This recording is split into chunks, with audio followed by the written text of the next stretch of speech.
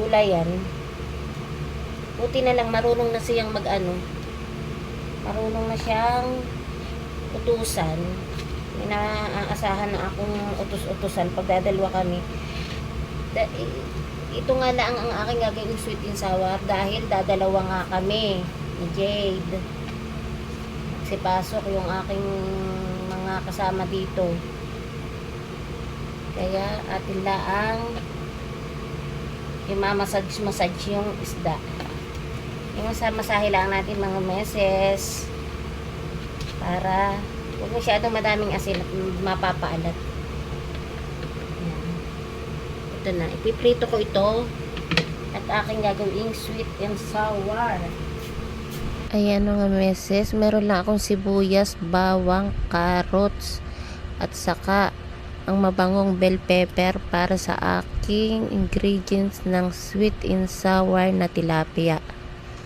At syempre yung pinagprituan ko mga meses ng tilapia ay dyan ko na din iginisa ang aking mga sibuyas at bawang.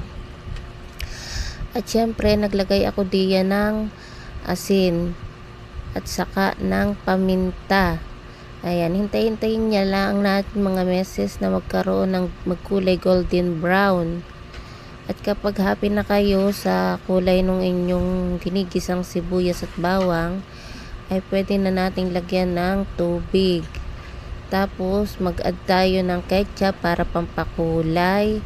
At saka syempre, naglagay din ako diyan ng vinegar na suka, toyo, para medyo may konting kulay. Tapos naglagay ako ng asukal at asin. Huwag din natin kalimutan maglagay ng Ajinomoto mga meses para malinamnam nga. At hinintay ko lang magkulo-kulo at ilagay na nga natin ang ating carrots. Bali ang carrots na iyan at saka yung bell pepper ko mga meses ay akin na ding ipinirito ng bahagya. Bahagya laang, yung maluto lang bagasya.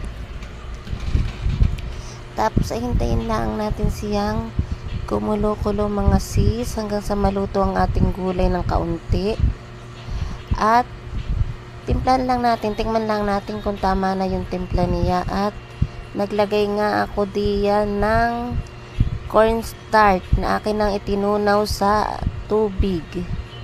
Ayan, hintay-hintayin niya nga lang natin na lumapot ang ating sarsa na napakasarap. Titikman syempre natin kung tama na ang timpla ng ating sarsa at kung tama na din ang lapot mga sisi. At iyan nga ang akin ng finished product ng aking sarsa. Ayan, malapot na siya. Pwede na mga sis sa aking sweet and sour na tilapia.